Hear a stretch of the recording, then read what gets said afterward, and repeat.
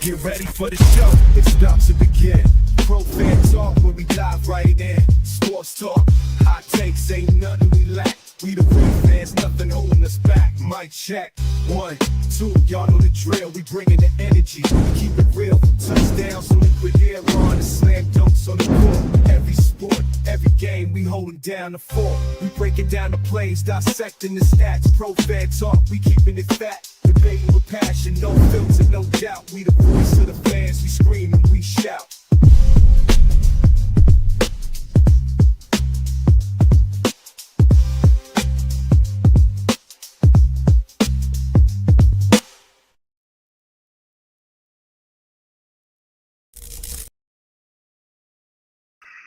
What's going on, folks? Good evening. Happy Thursday to you. Welcome to the Pro Fan Talk. I am your host, Coach Marcus. Trying to see what's going on with the ins and the outs of your defending Super Bowl champion Philadelphia Eagles. Got to get used to saying that. I saw a clip on Baldy's show, Brian Baldinger, and up at NFL Films, right up the road here in South Jersey. They fly the flag of the Super Bowl champions until the Super Bowl for the next year. So our flag is at NFL Films until we don't make it back. So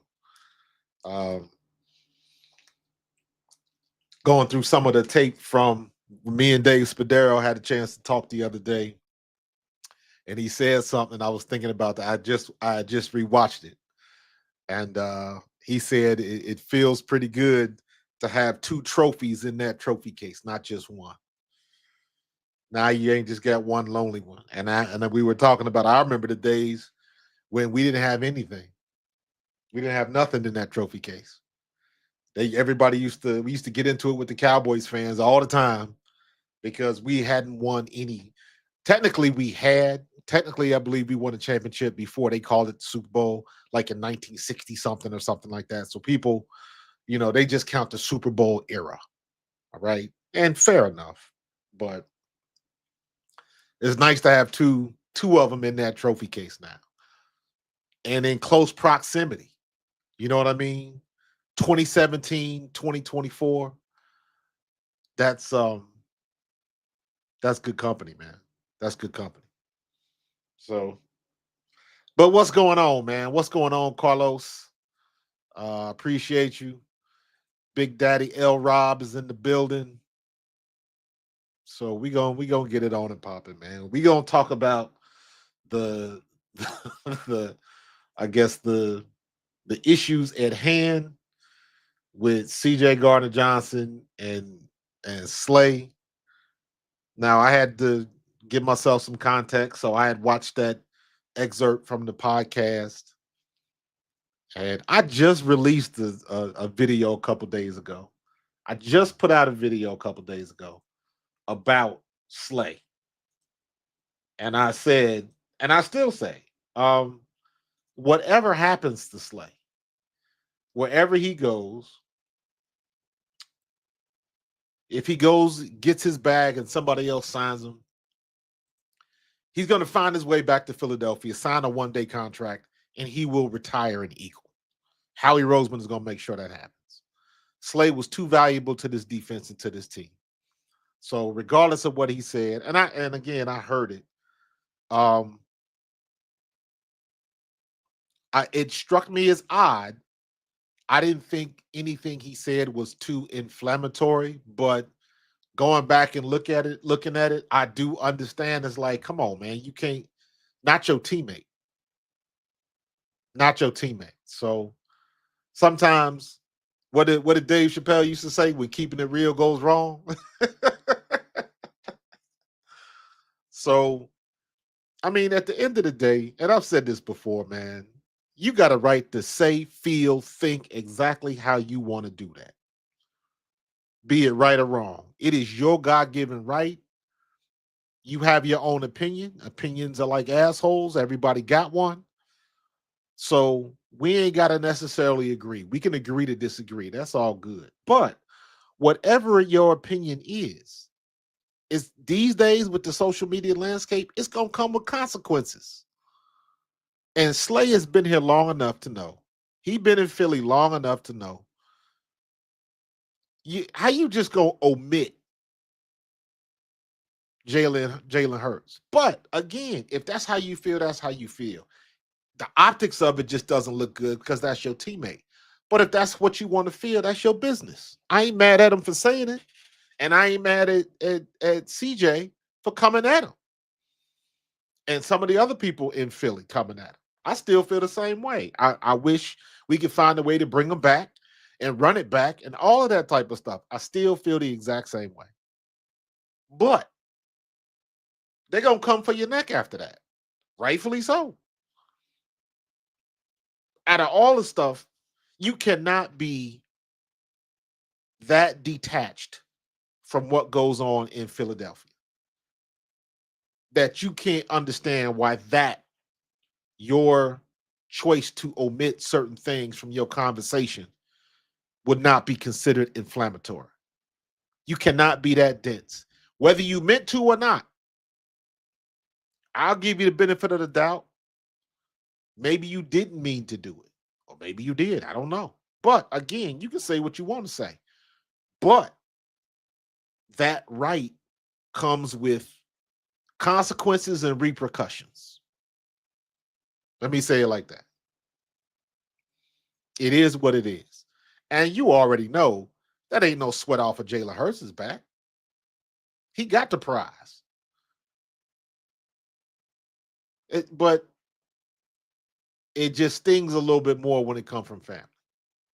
I'll say it like that. Everybody got thick skin to a degree. But sometimes it hits harder when it comes from somebody in your own family, your auntie, your brother, your wife, your son, your daughter. It hits a little bit home when it's somebody in-house. If you a family in your house, if somebody throws a grenade outside of your house, it's going to damage the house, and it might hurt some people on the inside. But for the most part, they're going to be okay.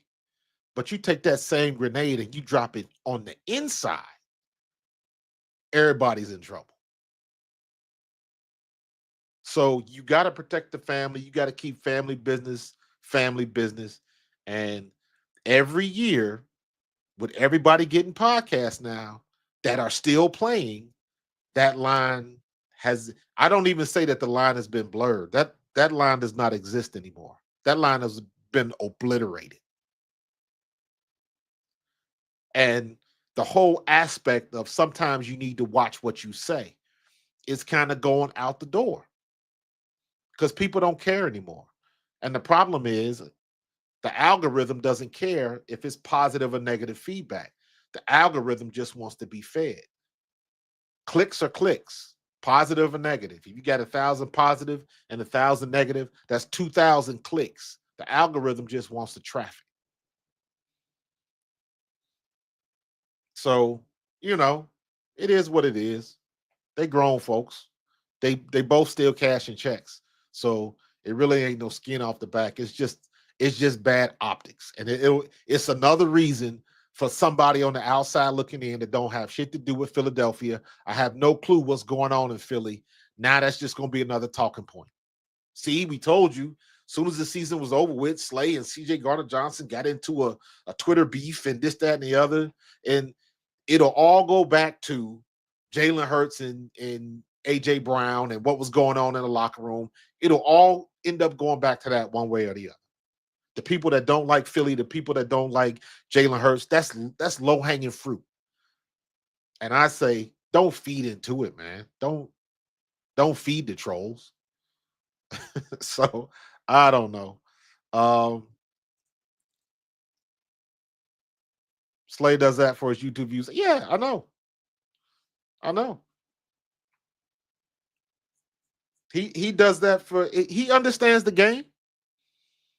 You got to play the game, but the game ain't fair. So I understand that. And having said that, it's still not a good look on his part. So, whatever's going to happen is going to happen. They threw him a parade in his hometown because he played for Philly. So show some appreciation and show some respect for the environment that you currently live in. That's not too much to ask. That is not an unreasonable request. And I'll say it again. Let me preface it by saying it again. I didn't think what he said was all that bad, but I understand the optics of it. And I understand why some people are pissed off and some people are done with Slay. I totally understand it. And I ain't mad at them either. Let's not forget, I had my words for Slay when he tried to disrespect Seth last year. And then my ears perked up. I was like, hold on, that's somebody that I played with. So I know he know what he's talking about. Back when we were talking about the defense couldn't tackle and this, that, the other, and Slay got in his feelings talking about tackling and not getting hurt. I was like, listen, man, we all know you know what a business decision is when you play in the NFL. That term was around when I was playing back in 93. And I didn't invent it. We know what business decisions are.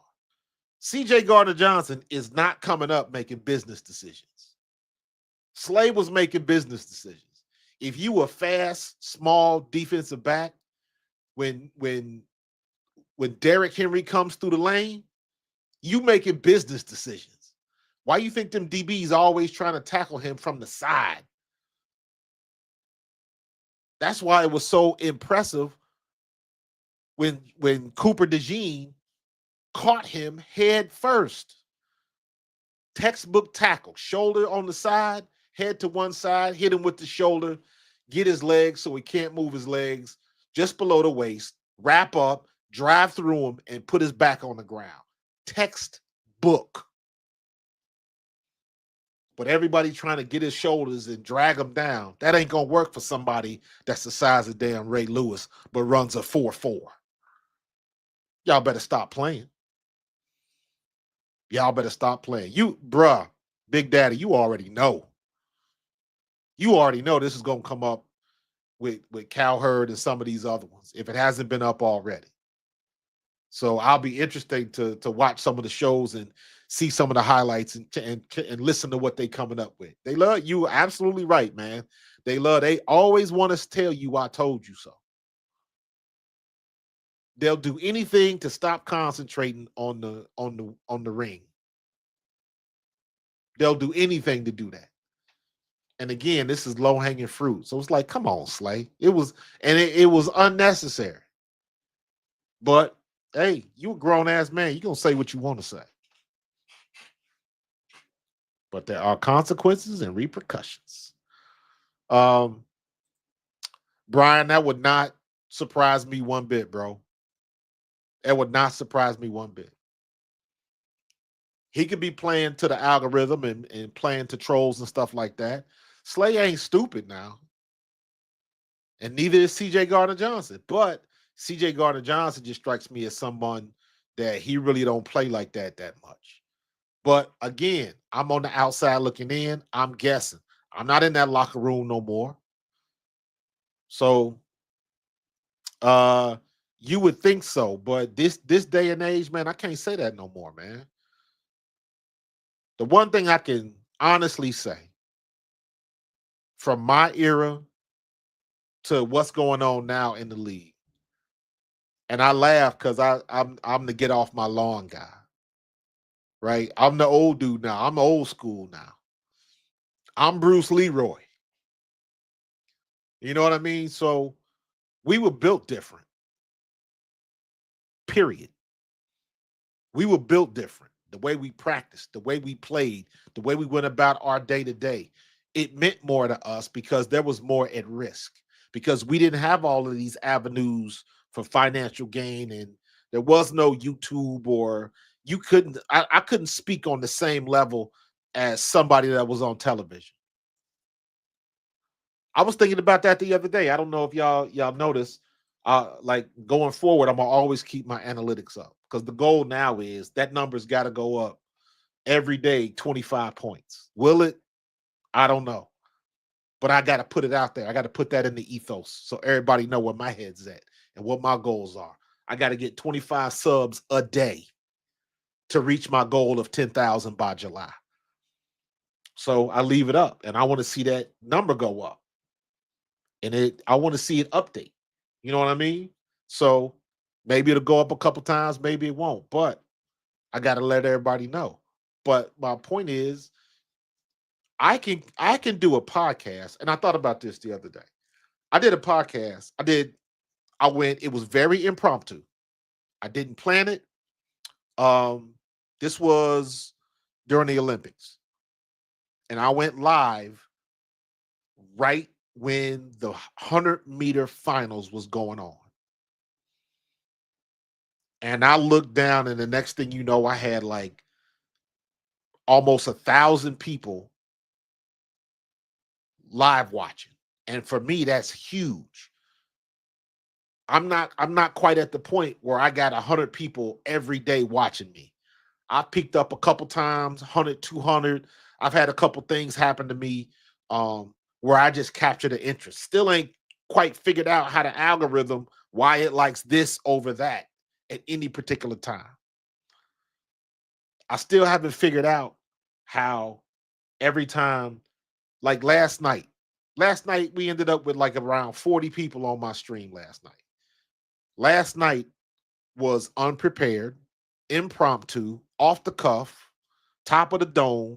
I didn't make a thumbnail. I didn't put it on YouTube or I didn't promote it on Facebook or Instagram, nothing like that. Literally, I opened the computer, hit record, hit live stream, and I was going. Turn the lights on and just go. I didn't prepare nothing. And the numbers I got last night were pretty good for me. Now, it'll be interesting to see how this goes off because I was prepared. I promoted it. I put it out on Twitter and all of that type of stuff. So it's interesting how these things go sometimes. And I'm still learning. But I'm saying all of that to say, I am somebody, and I've had a couple of times, I put out a couple of videos and things like that where the audience that I get is just as big as somebody on television. I've had that type of success. It doesn't happen often, and I'm working to get to that level of consistency where I can get 200 and 300 people on the stream consistently every night on YouTube.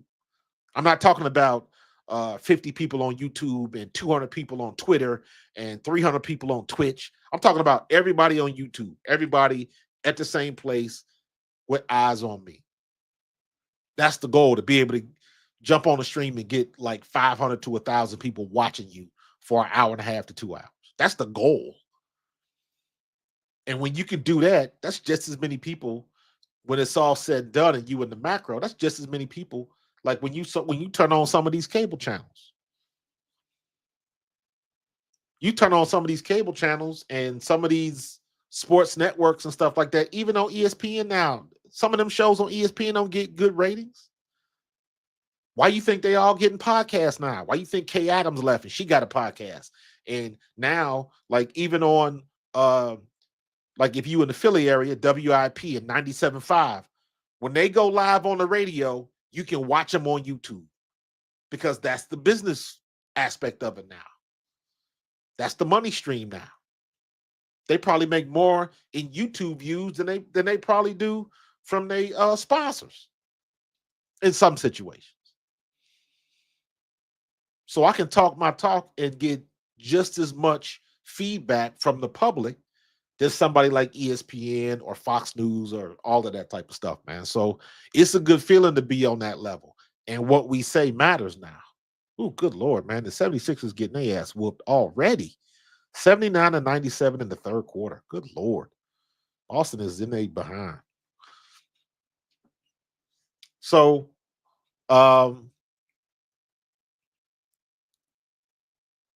yeah, man. I mean, that's the way it's gone. Like you saw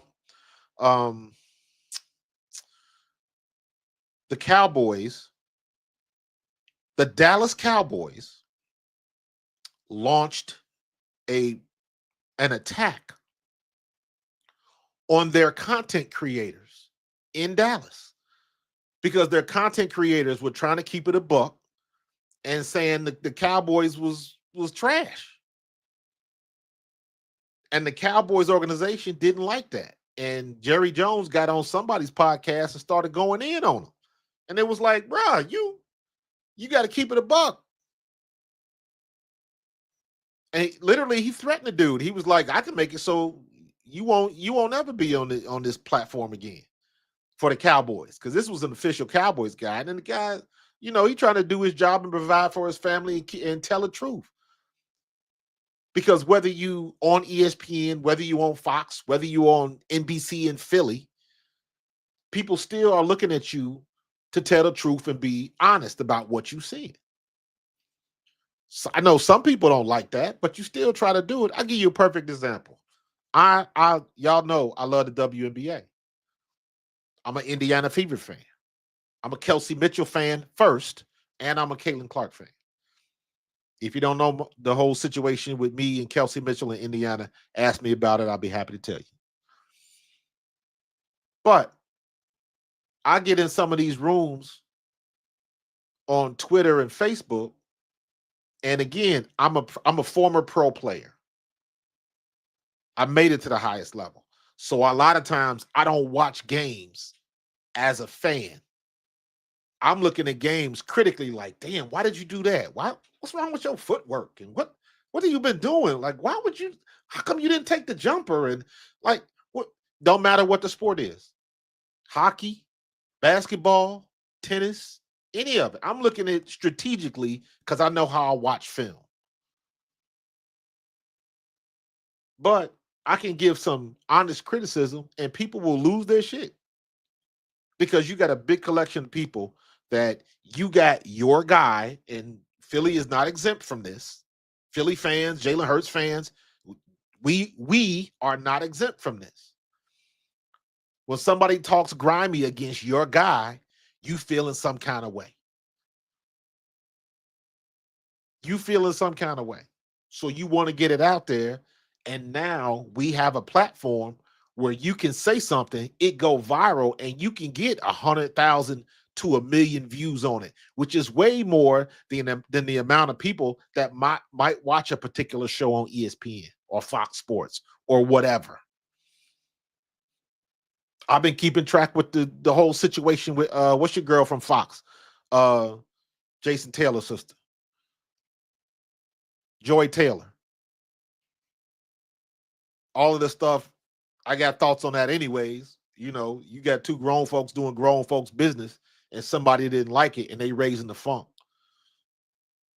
But my thing is, now it's like she's off the show. Let me ask you something. What the hell you think she gonna do if she ain't on that show? She got her paper. She ain't gonna miss no meals for the foreseeable future. She gonna do the same thing everybody else is doing. She gonna be on her podcast and her podcast gonna blow up because everybody want to see the train wreck. Everybody want to see the train wreck. So she gonna do the same thing everybody else, Stephen A. Smith, Shannon Sharp, the Pivot, all of them. They gonna do the same thing and she gonna get it and her number's gonna blow up. And she ain't got to answer to nobody at a network or something like that. That's the power that we got right now. We even in the playing field. But when you do that, you still got to come correct. People can still call you on your shit. And the one thing I love about social media, everybody got receipts. Everybody got receipts. So if you talking that yak against somebody, it's going to come back around. You better know what you're talking about. And I will say this, because it's on both sides now.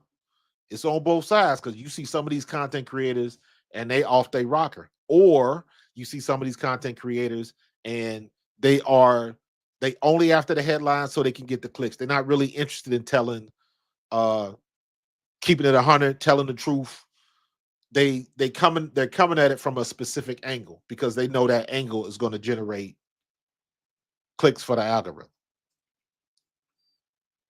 So just like the thing Colin Cowherd said about AJ Brown, he want to get rid of AJ Brown. Why? I'm tired of the chatty receivers. I was like, what the hell are you talking about? That chatty receiver has had a Hall of Fame career thus far, and he'll probably be a Hall of Famer because now he got a Super Bowl ring. He went to 2 Super Bowls in 3 years and came out with one. What are you talking about? Because you don't like chatty receivers. Well, name me a good receiver that ain't chatty. Name me one of the best receivers in the NFL that's not chatty. That wasn't chatty. Stop playing with me. But Colin Cowherd is smart enough to know that you mention anything about Philly, you're going to get a harsh response. When once again, the algorithm don't care. They just know they see the traffic. He ain't stupid. So you call him out on this stuff. Call him out on it. What's up, Tiffany Dark Chocolate? I appreciate you. Kevin, the PRF is in the building. Appreciate you. Philly, gotta acknowledge. I appreciate you, bro.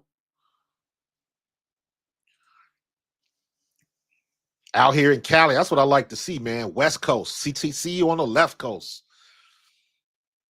Lincoln Financial West. I like that. I'm working on it, man. Trying to keep up the good work, bro. I appreciate you. Appreciate you. Yeah, most of them just talking. There was a situation that happened last year in 2023. And I remember this. This was before Trey Lance got traded to the Cowboys. It was the last preseason game. Trey Lance was just taking it. They was beating him up in the press. The people out in San Francisco didn't want him, didn't like him. Then Brock Purdy showed up, and then they really didn't want him anymore. So people were still up in the air on Trey Lance. He's athletic but he ain't played enough football, blah, blah, blah. Right? So the last preseason game, Trey Lance starts. And you know how ESPN does that. If you listen to the radio or something, or if you're watching a television show, you watching ESPN, they'll do those 30-second updates where they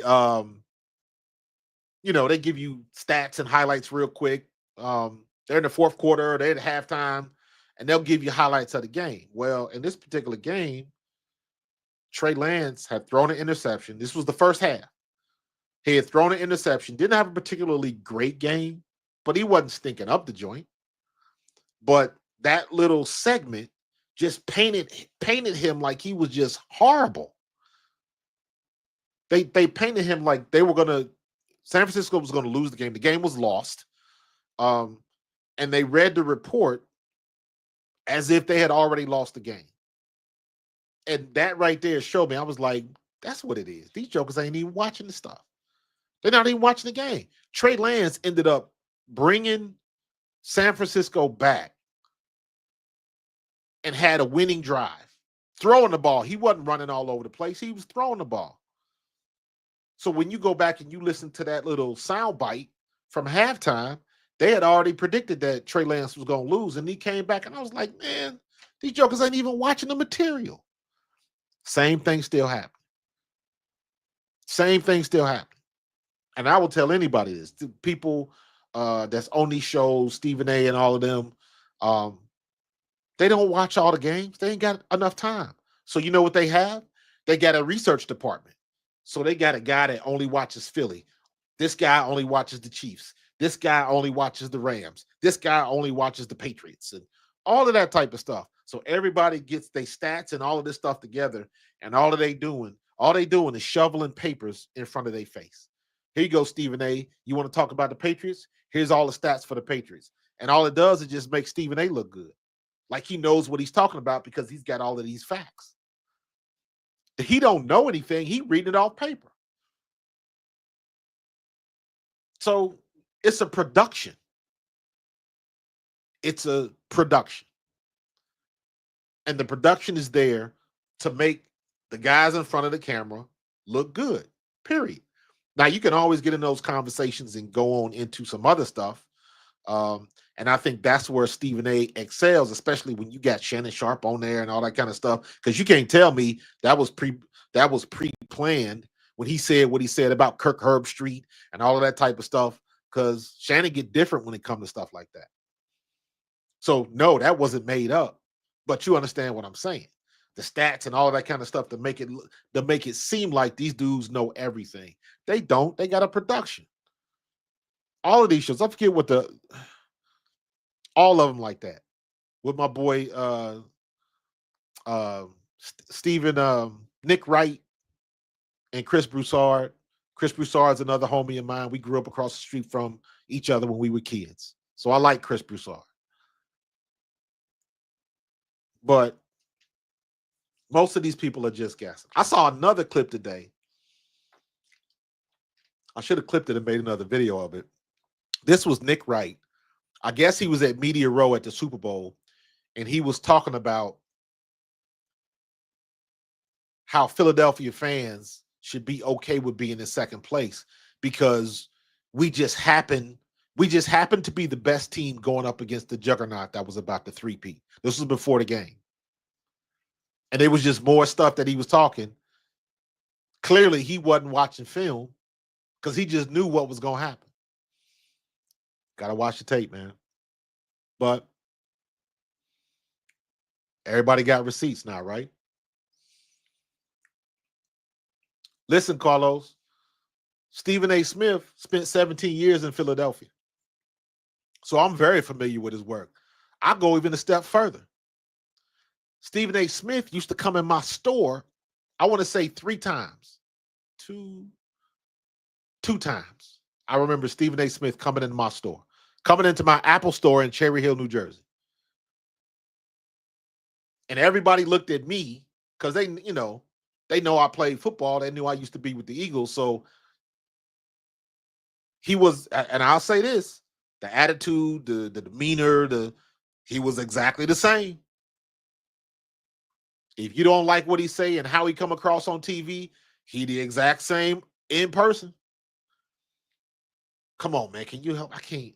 You know how it is for me, bro. You know what I'm saying? And I'm like, bro, I'll help you out if I can. Apple was big about that. Like, ain't nobody getting no special treatment.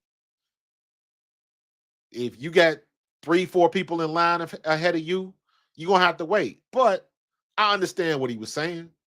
I went and talked to my manager. I was like, listen, let me just and we made it happen. Because we used to get people in there. We used to get celebs at our Apple store all the time. All the time. Bobby Flay. What's your boy from Guardians of the Galaxy? But before Guardians, Walking Dead, Michael Rooker, Yondu, Michael Rooker. He came in there one time. One time, well, because we used to get a lot of people from New York. We get basketball players every now and then. Trot came in there, but I know Trot. Who was it that was? Oh, Rob Bass.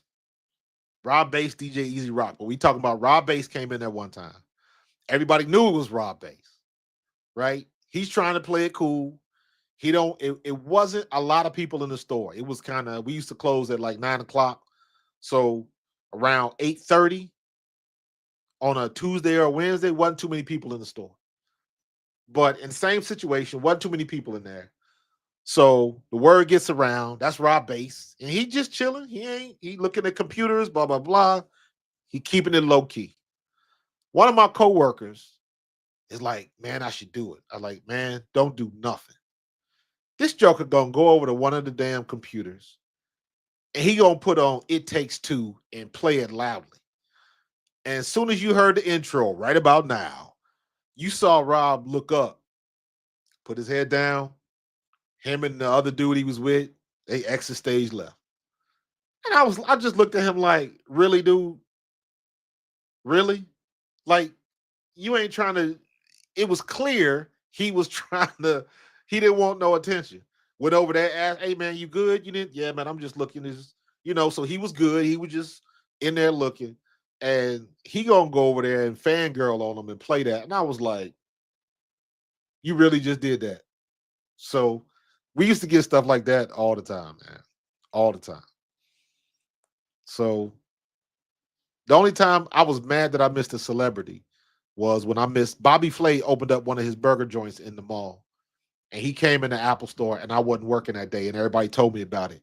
Now at the time I was a huge Food Network fan because I was, I'm into barbecue. So I was watching all the barbecue competition shows. So I was a huge Food Network fan, Beat Bobby Flay, all of that type of stuff. So if I'd have been there with Bobby Flay got in there, I would have walked up and like, hey, I'm a big fan. I'd have had to do it. So, but yeah, man, people get stupid, man. People get stupid in there. So, yeah, Bruce Willis. I never seen Bruce Willis or any of his family in there, or if they did come in there, I didn't know who they were. Yeah, Penns Grove is not too far. I think that's considered South Jersey. But I ain't never seen Bruce Willis in there. So, but we used to have crazy stuff, man. We used to have crazy stuff. We used to get there's a buddy of mine still up there. His name is Bruce. Bruce used to play with the Jets in the late 70s, early 80s. He played like 3 years with the Jets, right? So Bruce would talk to his customers, and every weekend without fail, he, you get to know the customers and you talking, doing your sales thing, and he'll find out they Eagles fans, and then he'd do that. Well, you know who that is right there, right? And he would send them my way or have me come over there. I used to come over there. I would sign bags, Apple bags, and all that type of stuff. So it was cool, man. I had fun at Apple. I love Apple. Love that place. So, let me drop back a little bit. 63 Mortis. What's going on, dude? Just got here, coach. I feel like Slade does sneak this CJ on the low. He's done it a couple times. Yeah, he has. You're not the first person to say that either. There's been a couple people to say the same thing, bro. So, like I said, man, when you're dealing with social media right now, everybody got receipts. So I'm real careful and cognizant of that. So sometimes, when I get upset about stuff, if I want to go off on something, I still got to keep it a bean. You still got to come with facts, and you can't it's a new saying going on with my boy KSAP. Facts over feelings. You can't let your feelings for a situation cloud your judgment. And we do a lot of that these days. We do a lot of that. I saw the beginning of that. I came up in the beginning of that because the beginning of that was Michael Jordan. The beginning of that was if you had people that I'll never forget this. I was in Canada. I was playing in the CFL. I was with the Ticats in Ontario, right? And the Bulls were in the playoffs. Bulls were in the finals against the Jazz. And I remember saying that was a big thing. Stockton and Malone had never won a title. Got close, but they could never get over the hump. And now, and I remember saying, I was like, I'm tired of Jordan winning. I want to see Stockton and Malone get his. And everybody in that room turned around and looked at me like I had just cussed out their mother. And that was when I first realized it was like, when you get so many people that are a fan of a particular person or a team, it's like you being disrespectful if you say anything otherwise. And it's like, man, y'all better get out of here with that. I like Jordan, but I ain't gotta be slobbing for Jordan. That ain't gotta be, nah. But that's when that type of stuff started because everybody was a fan of Jordan. Then it transferred to Kobe. Everybody was a fan of Kobe, even after everything that happened with the girl and the rape and all of that type of stuff. Everybody was a fan of Kobe. And then they was fighting about Kobe, who was the best. Is he better than Jordan? Then LeBron came along, and is he better than? Is he the best ever? And all that kind of stuff. And it's interesting how it goes. You got the same thing now. Like I told you, I'm a Caitlin Clark fan, and I love Angel Reese. But them two fan bases will clash all the time. You can't say something about Caitlin Clark without saying something about Angel Reese. You can't say something about Angel Reese. Why you got to bring Caitlin Clark into it? So it is a very interesting situation when you juxtapose those athletes and you looking at both sides of the situations. I'm one of them dudes where two things can be mutually true. I can like Caitlin Clark and like Angel Reese at the same time. I ain't got no problem doing that. But some people do. Same thing with Jalen Hurts. Same thing with Tom Brady. Same thing with you name any athlete. People don't realize, this is another fact. People don't realize, Philly, we'll get into that in a minute. I'm glad you brought that up. But people don't realize what winning does to your aura. The Patriots sucked for a long time. Even as bad as, the Eagles went a long time without ever really doing anything. And I played with Randall. So we had guys that captured the attention. Randall Cunningham, Reggie White, Herschel Walker. We had guys that captured the attention, but it was never enough to get over the hump, even when Big Red got there. With McNabb and T.O., they got as far as they could take it, but they couldn't get over the hump. So you got people that love the Eagles. Why you think Philadelphia hates the Cowboys so bad? Because all them years back in the 90s, when the Cowboys was whooping everybody's ass, they used to make fun of the Eagles because we couldn't win anything. And even when we beat the Cowboys, because it was such a big deal, because they had won Super Bowls and stuff like that. They had that. So to beat them, that was a big thing for us. And they would use that and they would flip it on us. That's why you're so happy, because y'all ain't never going to the playoffs. Even though we had one of the baddest quarterbacks in NFL history. Randall Cunningham was nice like that. He was just ahead of the curve. You didn't see what Randall was capable of until Randall got to Minnesota. When he got to Minnesota and got with Chris Carter and Randy Moss his rookie year, that was incredible. And that just goes to show sometimes you do need special people around you. He had 2 Hall of Famers on his team. And if it wasn't for a damn kicker, he would have had his opportunity in the Super Bowl. Would have had his opportunity in the Super Bowl. I talk about my boy Willie T all the time. Willie T is a very good friend of mine, linebacker with the Eagles.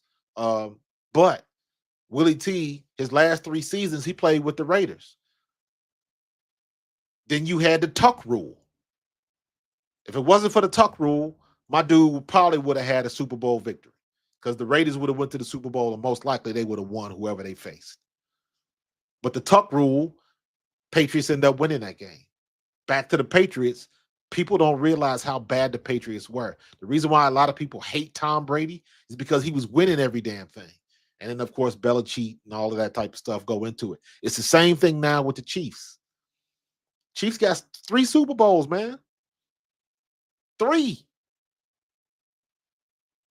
Everybody that hates the Chiefs, Taylor Swift is just low-hanging fruit.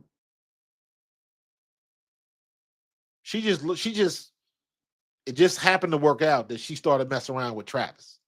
So that was low-hanging fruit. The people that don't like Taylor Swift, that was just a new avenue to express their disapproval.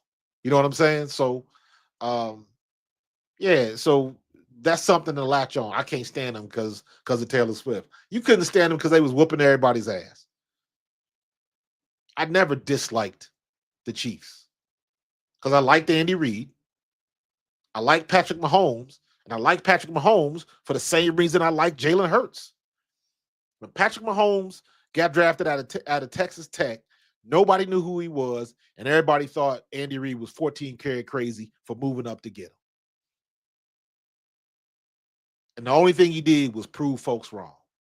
And let me be honest with you, I like Tony Romo. Tony Romo was the same way. Who the hell is Tony Romo from freaking Northern Illinois to be starting for the super popular Cowboys? They hated Tony Romo for that. And everybody was quick to try to get him up out of there because his name wasn't big enough. But lo and behold, crazy things happen when you know how to play. Same thing would happen with Brock Purdy. I love when you get these guys that ain't supposed to get it done and they get it done.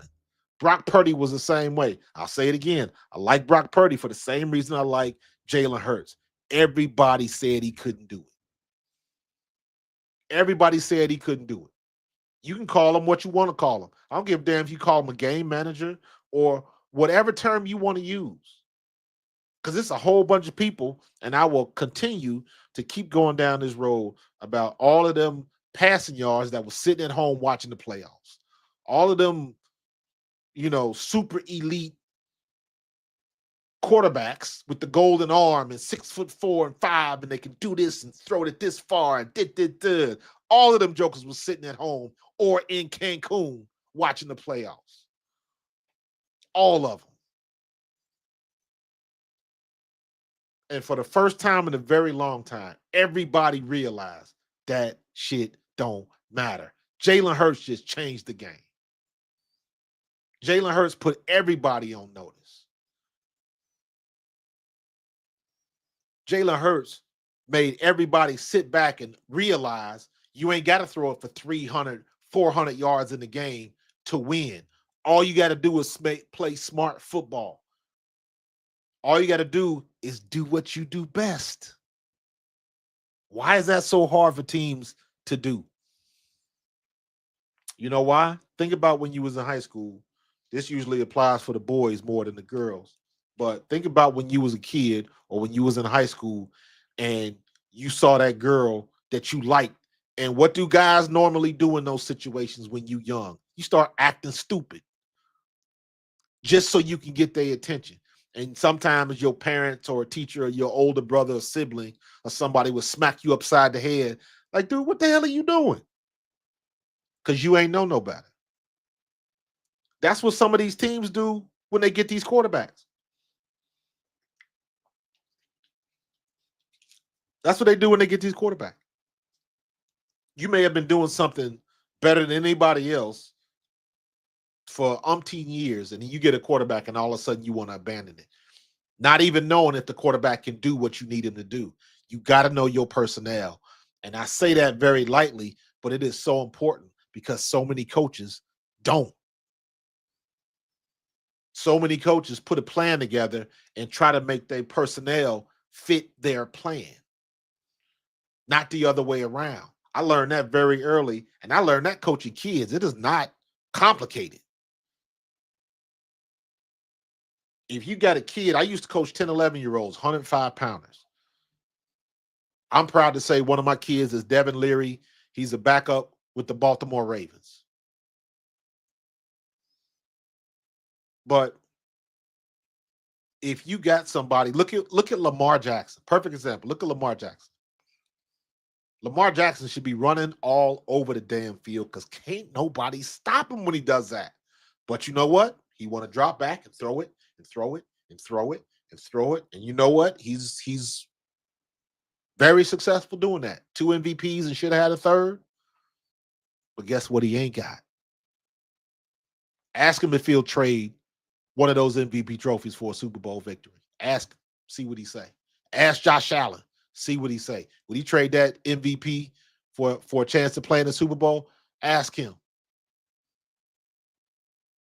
Ask him. Ask for a friend if you have to. Jalen Hurts rewrote it because they told him he couldn't win. And how many people do that? Look at what they did to Justin Fields in Chicago. I say this all the time, and I'm from Ohio, so I know what I'm talking about.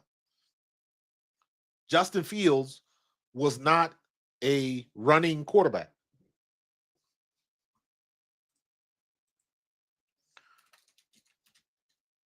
Justin Fields was a drop back quarterback.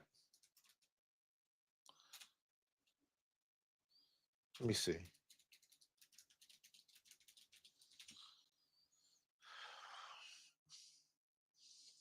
NCAA. Let me see if they got the stats in here.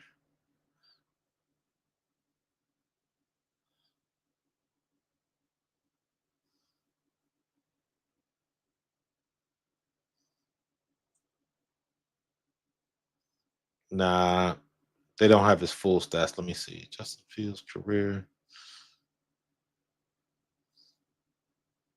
21. 2 years at Ohio State. Let me see if I can. Let me see.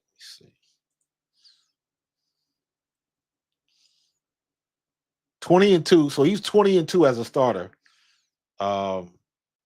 His 2 years at Ohio State. Let me see if they got his stats in here.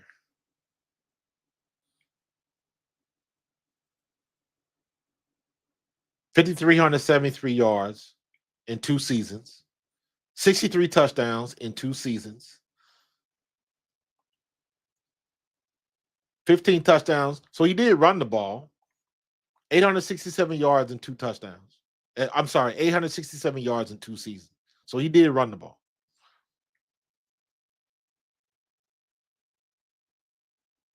But he was, I mean, damn, in 2019, he was a Heisman finalist, 3,200 yards, 51 touchdowns, 41 passing touchdowns, and 10 rushing touchdowns. So he was throwing the ball. That's my point. He was throwing the ball. He was not like Michael Vick was when he came out of college. Justin Fields was throwing that rock. And then he gets to Chicago, and that joker is running for his life. Running for his life. But, Big Daddy, I wanted to, or Philly, I wanted to get into this real quick, the AI stuff. I did a video long time ago, last year, about AI. It was a Caitlin Clark video, and I bet I saw 5 videos, and I see the same thing with the Eagles, Cowboys, Patriots, and just the NFL in general now. But I'm seeing a lot of AI, and I consider myself, I won't say I'm an expert in AI, but what I am is I'm adept enough to know what I'm looking at and what I'm listening to, if that makes sense. For my job, for my 9 to 5 job, I'm a graphic designer. I'm a multimedia artist. I do a lot of graphics. I do a lot of print stuff. I do a lot of 3D stuff. You see my background. I do all of that. So, and one of the things that I do is I do create content for the company that I work for, and I use an AI voice. Basically, we would when I make videos and stuff like that, we have somebody do voiceover. Somebody from our company does voiceover, and it's technical stuff, putting car parts together and things of that nature. So you got to know what you're talking about. So we would have somebody, one of our engineers, narrate the stuff, and we took that guy, and I use 11 labs, and I cloned his voice. So we use that with AI. So I'm very familiar in how to do it, how it works, what it is, what it sounds like. And I'm very adept at, if I see AI, I can recognize it when most people won't. I can recognize it when I'm hearing it and most people won't. If you go back and you look at my I got some videos out. I'm gonna be making some more pretty soon. Um they're very satirical. They're very satirical. It is very tongue in cheek. It is very um they're meant to be sarcastic. They're meant. I'm gonna find one for you and play it. They're meant to be sarcastic, but I got a news voice, like somebody that sounds like the news. So let me see if I can find one. But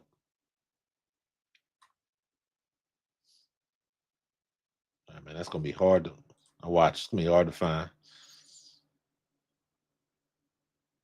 But the AI stuff, like to me, AI ain't nothing but a tool. But people just, I mean, it's just like Google. Don't nobody do their homework no more. Nobody does their homework anymore. Let me see. Oh, here you go. Well, this was the one I did. Let me see if I can. This was about Caitlin Clark and Taylor Swift at the game together. But when you hear it, so the voice is AI, but it's meant to be tongue in cheek. Welcome to Pro Fan Talks Breaking News, where we bring you professional athletes and celebrities doing normal things that make the internet lose their shit.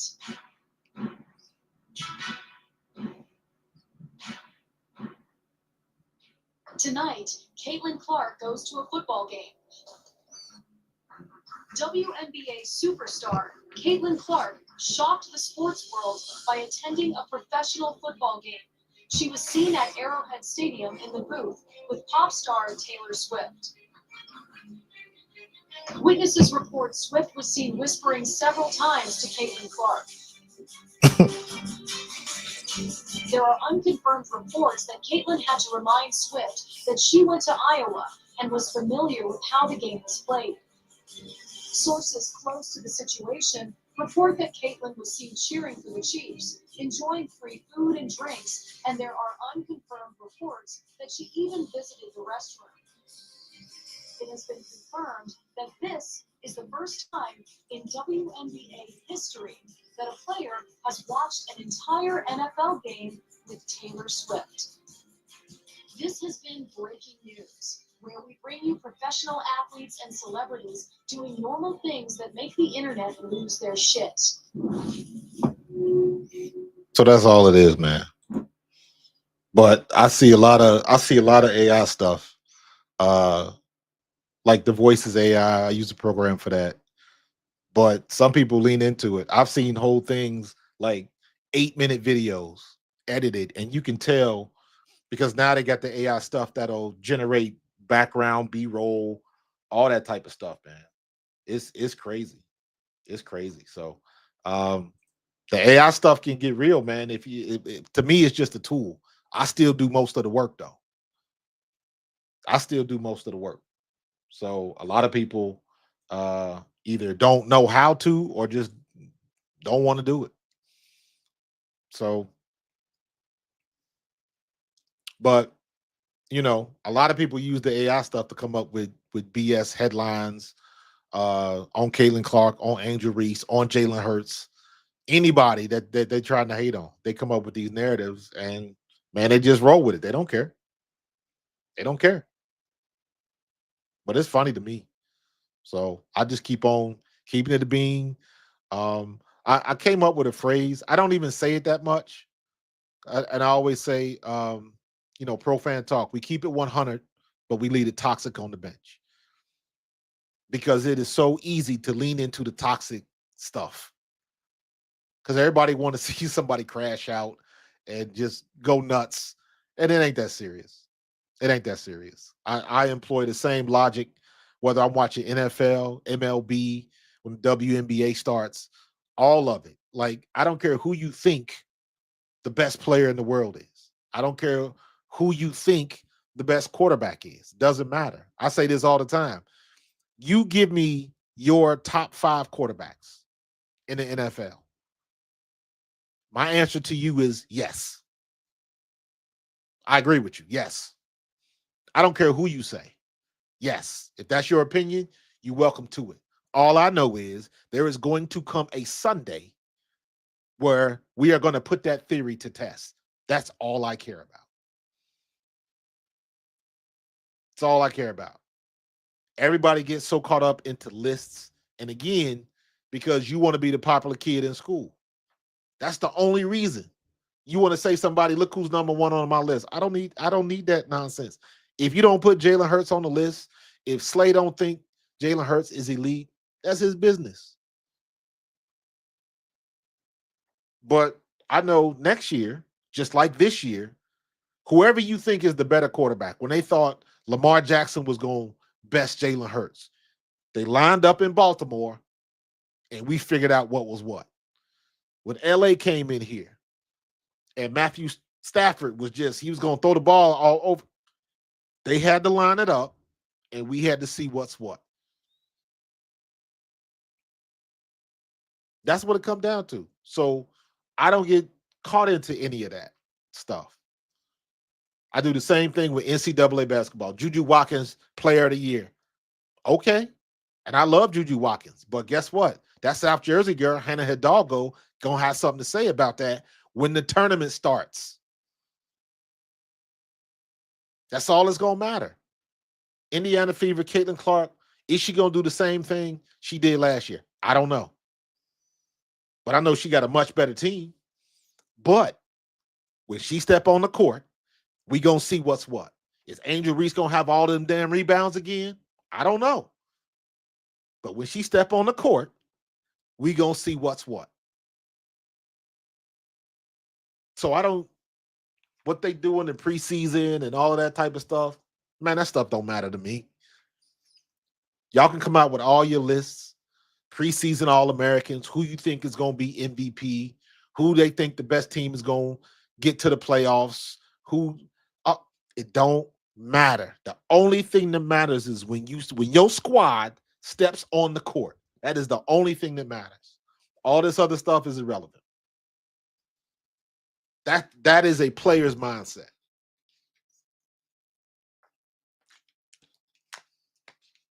That is a player's mindset. Any coach worth their salt will not let his team or her team talk about what's coming in 2 to 3 weeks. We got to take care of business today. We got to beat this team we playing this weekend. I don't give a damn who we playing next week, and we got to get past today. Any coach worth their salt will teach you that first.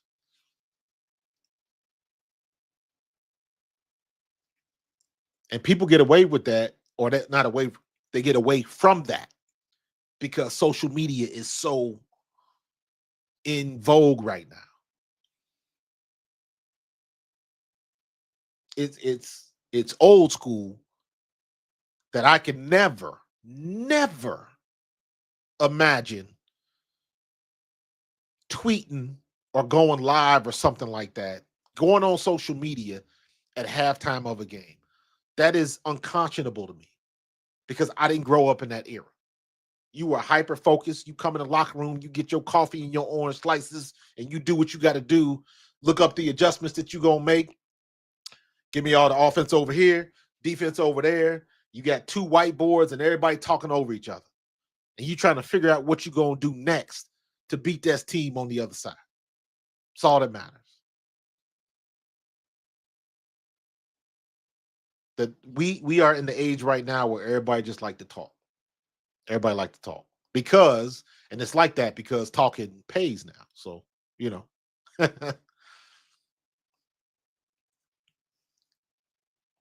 Yeah, you're absolutely right. We took an L and then we got it. And then, but when we got it, we thoroughly destroyed him. Do y'all realize? Think about it like this: 2017 and 2024. We beat the best quarterback in the league, bar none, both times. Nick Foles went toe to toe with Tom Brady. Tom Brady threw for like 400 something yards in that game, and we beat him. We took Tom Brady's best shot and we beat him. The Chiefs, that second game with the Chiefs, we just out and out whooped their ass. The first game, they got us because of that bullshit call at the end. It is what it is. You win some, you lose some. We had our opportunities to win that game and we didn't take advantage of it. We gave up a bad punt return. Jalen Hurts fumbled the ball, and it cost us 14 points. That was a 14-point swing. Those two plays don't happen. In my opinion, we win that first Super Bowl. And maybe this is Jalen Hurts' second. But woulda, coulda, shoulda don't do nothing but rhyme. Then we get to this year, to 2024, and what's everybody talking about? Three-peat. Let me call Pat Riley to see if we can get in on that three-peat deal and watch the damn tape. Nobody was watching the tape. I know Mahomes had 1-2 in a row and Spags had done some things. Are you watching the tape?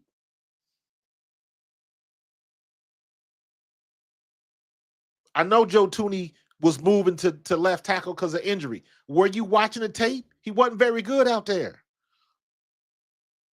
Caliendo was a turnstile at guard. We all watching the tape? Nah. Nah. Patrick Mahomes is going to figure out a way to make it happen.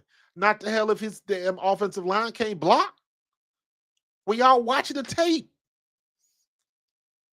Spags is going to blitz. And, we're going to concentrate on stopping Saquon Barkley. We ain't going to let Saquon go off on us. Okay. So are you really going to leave man coverage on Devontae Smith and A.J. Brown? Have you been watching the tape? Do you see what they do to guys that play them one-on-one or man press? Have you been watching the tape? Clearly you have not, or you wouldn't have done that. But guess what? You got Mr. Mystical back there, 1-5 at quarterback, and don't get it twisted. He a bad man. But that means he ain't blocking. He ain't playing defense. Y'all wasn't watching the tape. You got too caught up in what everybody else was saying and the myth and three-peat and Mahomes is that good and the Chiefs and Travis and Taylor and keep the main thing the main thing. Who said that?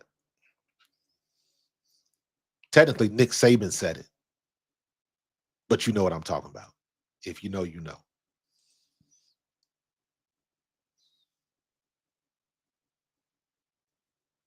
Keep your focus where it needs to be. And I'm saying this to all Philadelphia fans. And this is where I pull out my I used to play pro football card. This is when I can pull that flex. It don't matter the lists. It don't matter power rankings. It don't matter if you in ESPN's top 10, top 5. It don't matter if you in Fox Sports' rankings. It does not matter. It doesn't matter what Skip Bayless says. It doesn't matter what Colin Cowherd says. It doesn't matter what Stephen A. Smith said. Don't matter what Uncle Ocho say. None of that. Because these jokers are going to step on the field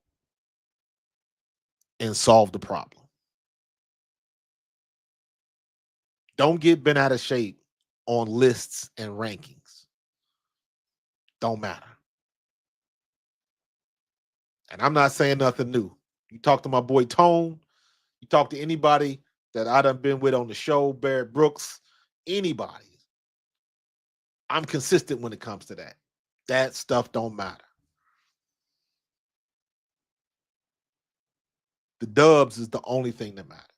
And Jalen Hurts hopefully has changed the game. And really, if he didn't, he didn't. I don't care. Because it only matters what we do. And we got an opportunity to run it back. Tell me why Saquon Barkley can't have another 1,500 to 2,000 next year.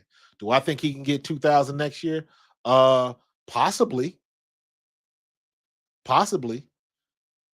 If Kevin Patullo run him outside a little bit more. Do I need to go down that rabbit hole?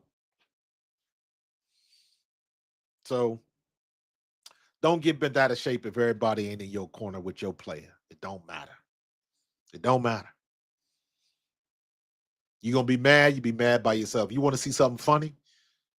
You want to see something funny? Go on YouTube and pull up, find content made by Washington fans in the playoff game, in the conference championship game. Look up that tape. That's funny because they just knew they had our number. They just ignored the fact that the only reason we lost that second game was because Devontae Smith dropped the ball. That's the only reason we lost that game. Devontae catches the ball. He catches 99 other times. We run out the clock and the game is over. They're 0-2 and they don't make the playoffs. They forgot about that.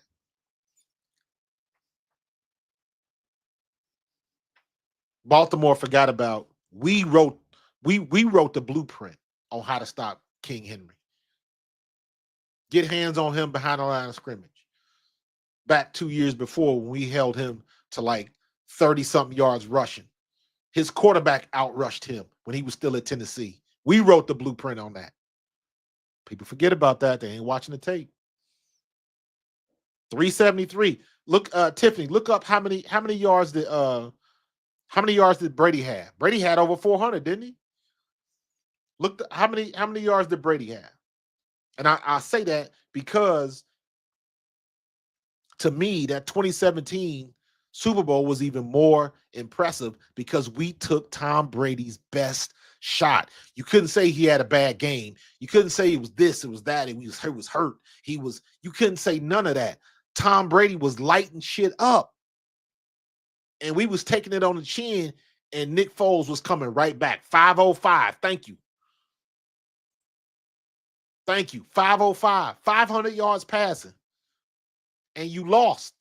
We took your best shot, and we took that ring from you. That's the stuff that I'm talking about. That's the stuff that I'm talking about. Don't let all of these lists, rankings, all of that type of stuff, man. Nowadays, all of that is clickbait. It means absolutely damn nothing.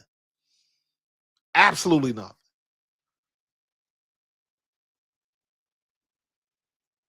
Watch when these boys step on the field. You see what's what. All of that shit they talked about Kansas City. Nobody wanted to say shit about Jalen Carter. You got Caliendo on Jalen Carter. What do you think we're going to do? Did y'all not watch the last 4 to 5 weeks of your season? And you saw how this dude was a turnstile? And you really got the nerve to tell me he going to handle Jalen Carter?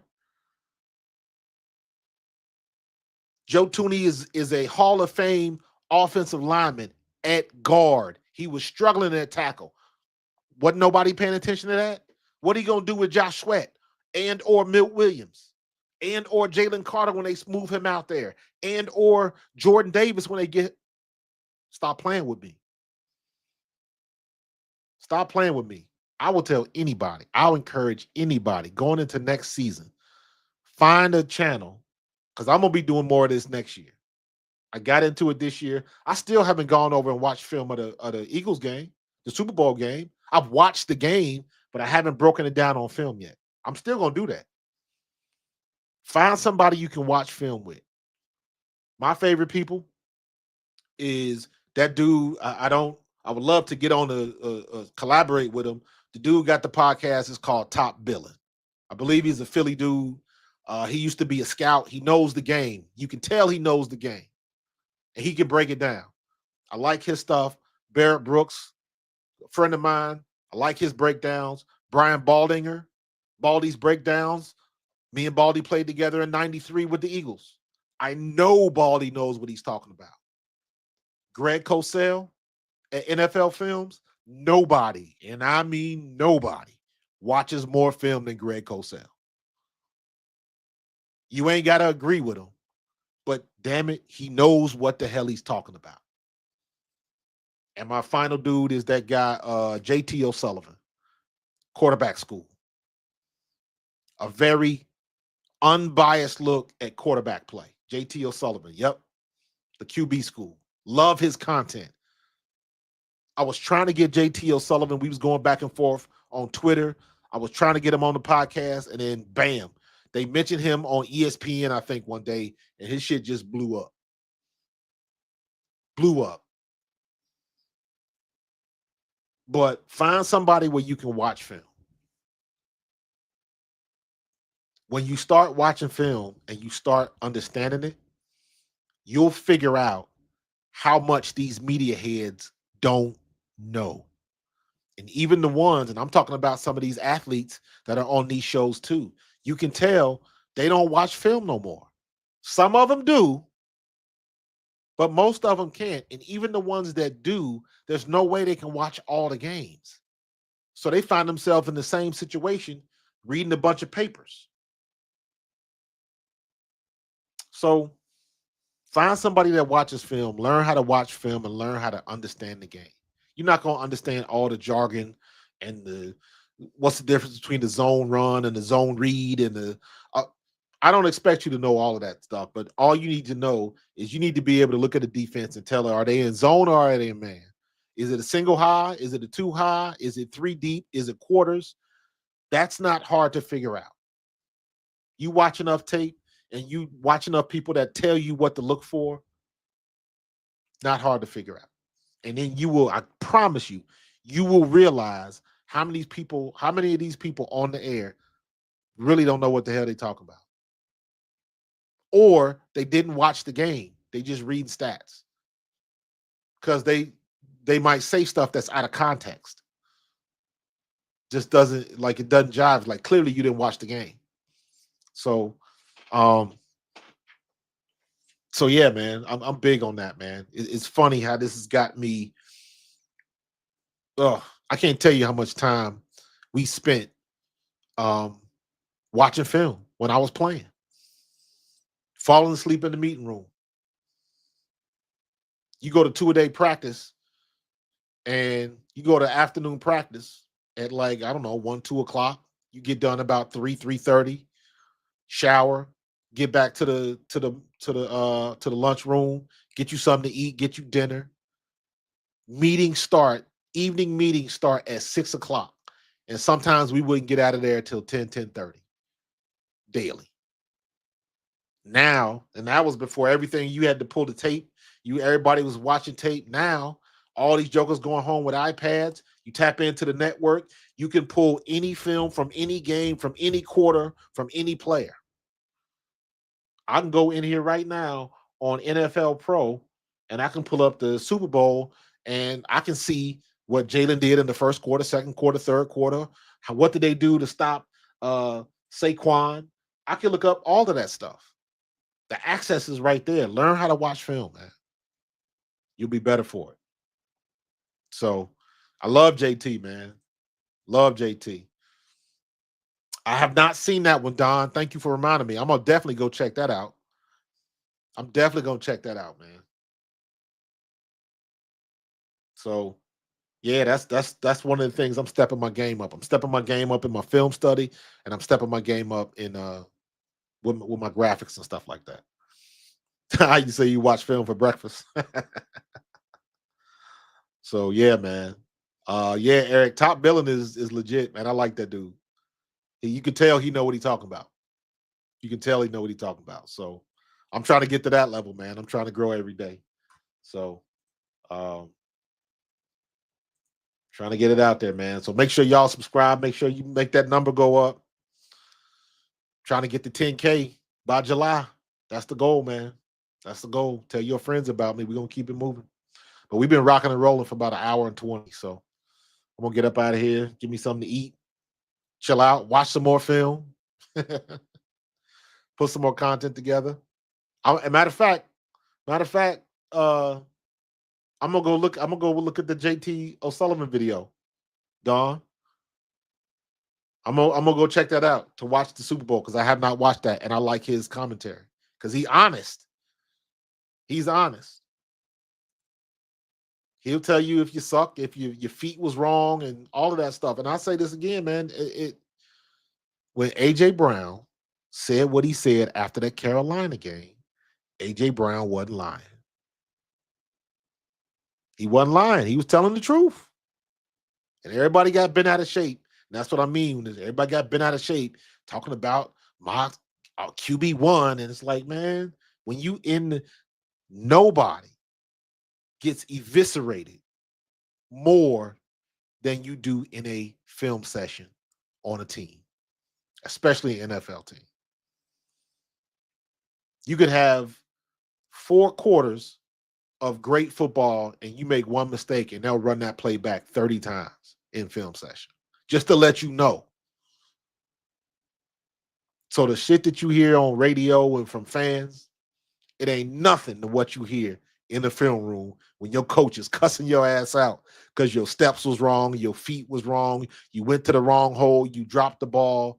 Man, they will eviscerate you. But that's how you become a better player, man. So I'm gonna give me something to eat and I'm gonna watch that. I appreciate that. But I am going to get out of here. This was a good session, man. I like it. I appreciate y'all. But do me a favor, make sure y'all hit that like button. Make sure everybody is subscribed. And do me a favor, man. Make sure you send me some feedback. If you see my Twitter on the bottom of the page, hit me up on Twitter. That's what I need to start doing because I think next week I'm finally gonna get my memberships together. But I got to start getting together like a email list, like all my followers on email. So, but that's coming, man. But you guys have a good night, man. I love you. God loves you. And I appreciate each and every one of you. I appreciate y'all supporting me. And we're going to keep this thing moving, man. We at 6628. We got to get to 10K by July.